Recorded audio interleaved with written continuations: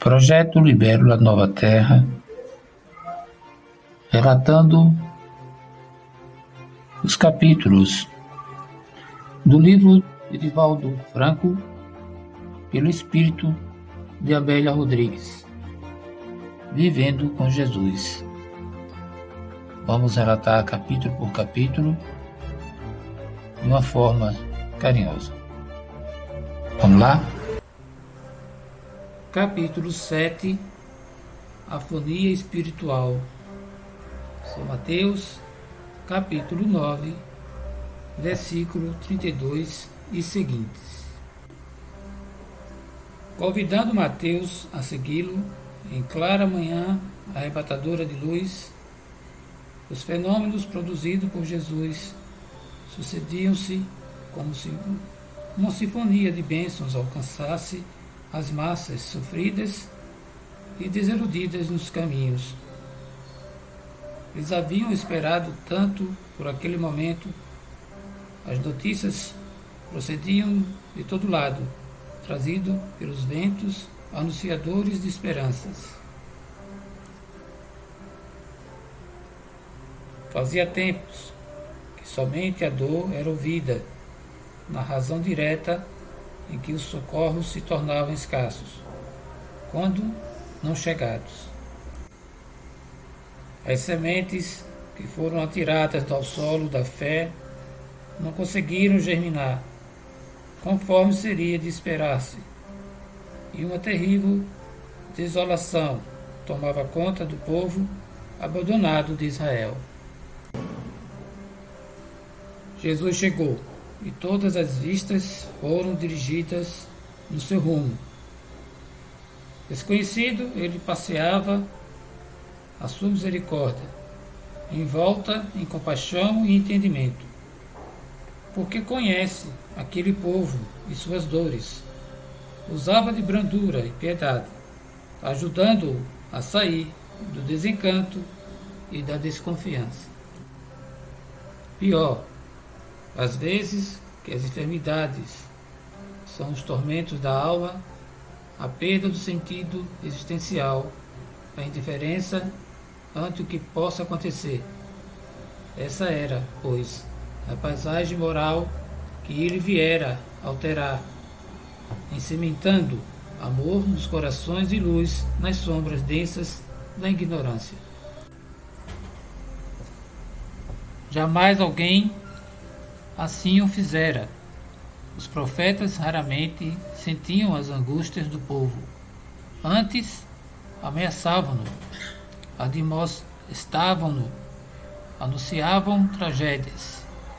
Bem poucos houve que trouxessem a chuva de misericórdia para as suas ardentes inquietações. Ele, porém, por onde passava, deixava um rastro de estrelas iluminando a noite dos caminhos.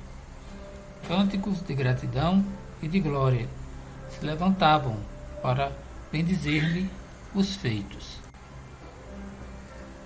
E ele seguia, tranquilo e suave, como as nuvens, garças carreadas por ventos brandos no azul do céu. Não fazia muito, ele trouxera de volta ao turbilhão da vida física a menina tida por morta. A catalepsia condenava à sepultura. Quando ele percebeu que ainda vivia e solicitou que todos saíssem do ambiente, músicos, carpiderias, familiares e curiosos, chamando-a para que retornasse, o que aconteceu de imediato. Ainda não se haviam silenciado as vozes da alegria, quando ele libertou da treva os cegos que se lhe aproximaram, suplicando apoio. Antes mesmo que esses se dessem conta do ocorrido, recomendou-lhes que não dissessem nada a ninguém. Ele não necessitava de propaganda, e muito menos de reconhecimento humano.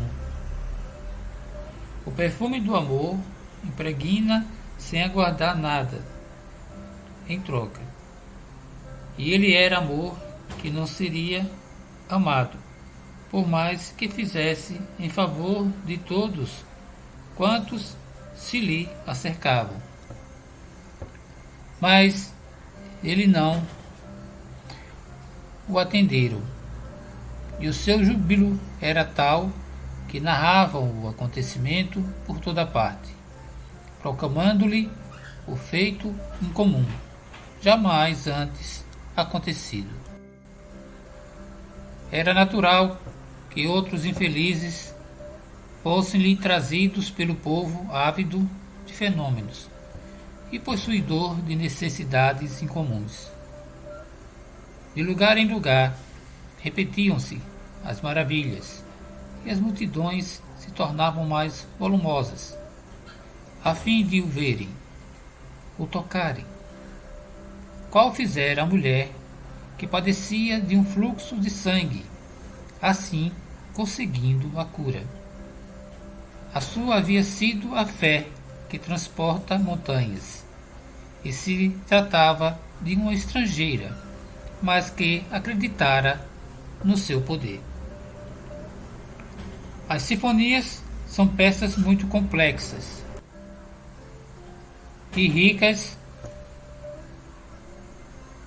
de melodias que se completam em favor da harmonia do conjunto.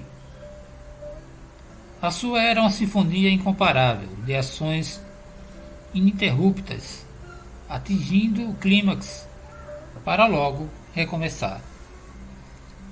Assevera o evangelista Mateus que lhe trouxeram um mudo que se encontrava dominado por um espírito perverso, impossibilitando-o de falar. A obsessão era evidente e o sofrimento da vítima era visível. Sofria essa afasia espiritual em resgate necessário em face dos delitos perpetrados anteriormente, quando falhara nos seus compromissos morais em existências passadas. Colhido pela austeridade da lei, sofria a angústia da mudez, ampliada pelo assédio do ser infeliz que o dominava, desforçando-se do que antes lhe fora imposto sem qualquer sentimento de piedade. Jesus devassou aquelas duas vidas que se degladiavam na esfera espiritual, detectando o invasor daquela existência, na prepotência, comprazendo-se em silêncio, psiquicamente admoestou o indigitado cobrador e expulsou-o das matrizes espirituais do seu hospedeiro. Cessada a causa do mutismo, o enfermo recobrou a voz e pôs-se a falar com entusiasmo, enquanto as lágrimas escorriam em festa pelos olhos desmensuradamente abertos. Ante a louvaminha dos entusiastas observadores, esfaimados de luz e de paz, Jesus lamentou quão grande é a seara e quão poucos são os ceifeiros. Ele sabia que todos aqueles sofrimentos eram justos, em razão dos desmandos daqueles que os padeciam. Reconhecia, porém, que os homens e mulheres se encontravam tão envolvidos pela ignorância e pelo imediatismo que se fazia necessário um número muito grande de servidores devotados para que fossem diminuídas as causas das aflições através da renovação moral das massas. Muitas vezes acompanhamos referências bíblicas sobre a palavra como sinônimo de Deus, do Pai Criador, que elegera Jesus pelos seus méritos para vir ter com as criaturas humanas no proscênio terrestre sombrio e triste.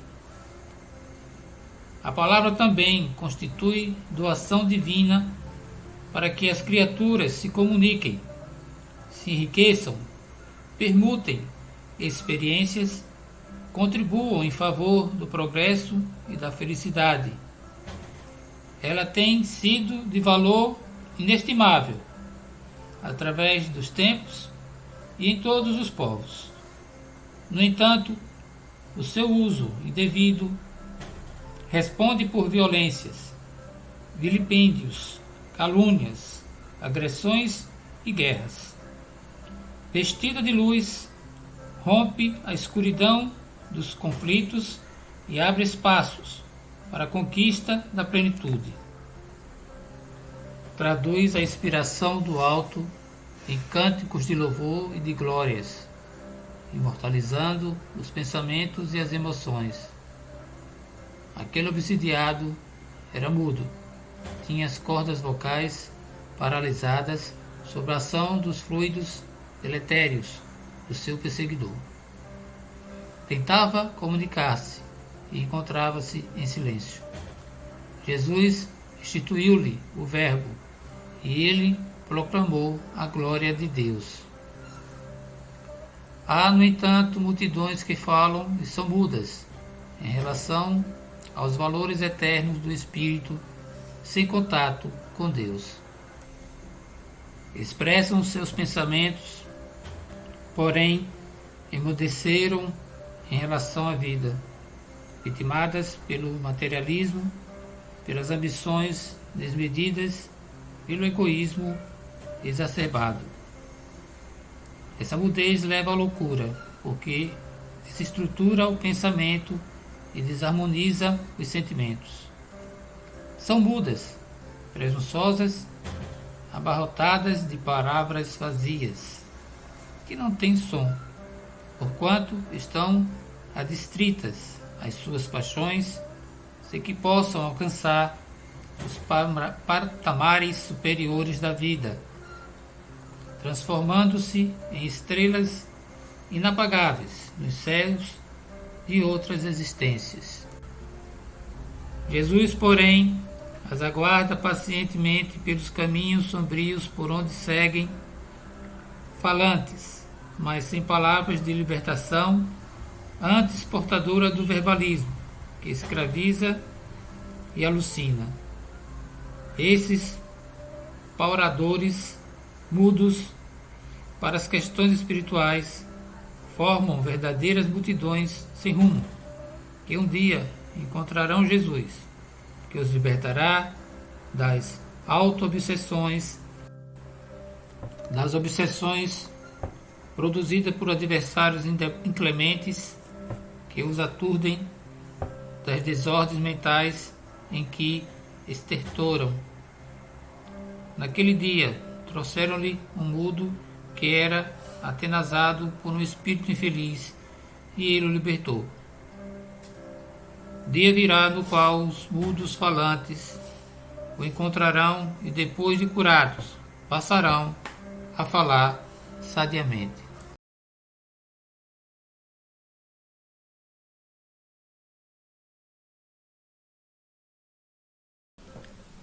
Vídeo estudado e editado por Bali Shani. Se gostou do vídeo, deixe seu like. Gratidão cósmica, vitória da luz.